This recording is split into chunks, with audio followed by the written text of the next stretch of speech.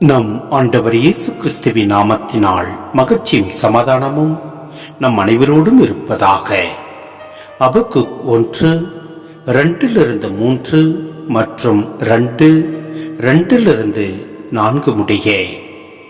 ஆண்டவரே, எத்தனை காலத்திற்கு நான் துணை வேண்டி கூக்குரலிடுவேன், நீரும் செவி சாய்க்காதிருப்பீர். இன்னும் எத்தனை காலத்திற்கு வன்முறையை முன்னிட்டு உம்மிடம் அழுது புலம்புவேன், நீரும் எம்மை மீட்காமல் இருப்பீர். நீர் என்னை ஏன் கொடுமையை பார்க்க செய்கின்றீர், கேட்டினை காண செய்கின்றீர். கொள்ளையும் வன்முறையும் என் கண் முன் நிற்கின்றன, வழக்கும் வாதும் எழும்புகின்றன. ஆண்டவர் எனக்கு அளித்த மறுமொழி இதுவே: காட்சியை எழுதிவை, விரைவாய் ஓடுகிறவனும் படிக்கும் வண்ணம் பலகைகளில் தெளிவாய் எழுது. குறித்த காலத்தில் நிறைவேறுவதற்காக காட்சி இன்னும் காத்திருக்கின்றது, முடிவை நோக்கி விரைந்து செல்கின்றது. ஒரு காலம் பொய்க்காது. அது காலம் தாழ்த்தி வருவதாக தோன்றினால் எதிர்பார்த்து காத்திரு, அது நிறைவேறியே தீரும். காலம் தாழ்த்தாது.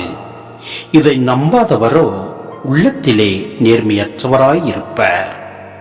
நேர்மையுடையவரோ தம் நம்பிக்கையினால் வாழ்வு அடைவர். சிந்தனை: சமுதாயத்தில் நேர்மையற்றோர் செல்வ செழிப்பில் வளர்வதையும் நேர்மையாளர் நீதிக்காக துன்புறுத்தப்படுவதையும் பார்க்கும்போது ஆண்டவர் ஏன் இவற்றை அனுமதிக்கிறார் என்ற கேள்வியை எழுப்புவது மனித இயல்பு. இறைவாக்கினர் அபக்குக் இந்த அடிப்படை கேள்வியை ஆண்டவரிடமே வினவுகிறார். குழப்பங்களும் கலக்கங்களும் நிறைந்த நம் வாழ்வில் எழும் எண்ணற்ற கேள்விகளுக்கு நாம் ஆண்டவரிடம் பதிலை எதிர்பார்க்கின்றோமா? சிந்திப்போம். மேலும் ஆண்டவர் மேல் கொண்ட நம்பிக்கையால் நேர்மையுடையோ வாழ்வு பெறுவர். ஆதலால் துன்பங்களுக்கு நடுவிலும் தம் மீது நம்பிக்கை கொள்பவர்களை காக்க வல்லவராக ஆண்டவர் இருக்கின்றார் என்பதை எடுத்து எம்பி யூதாவில் ஆண்டவர் மீது நம்பிக்கை கொண்டு வாழும் மக்களுக்கு உறுதியூட்டுகின்றார் அபக்குக். ஆம், நாமும் துன்பங்கள் நடுவில் நாம் வாழ்கின்ற போது முழு நம்பிக்கையோடு நாம் வாழ்வோம்.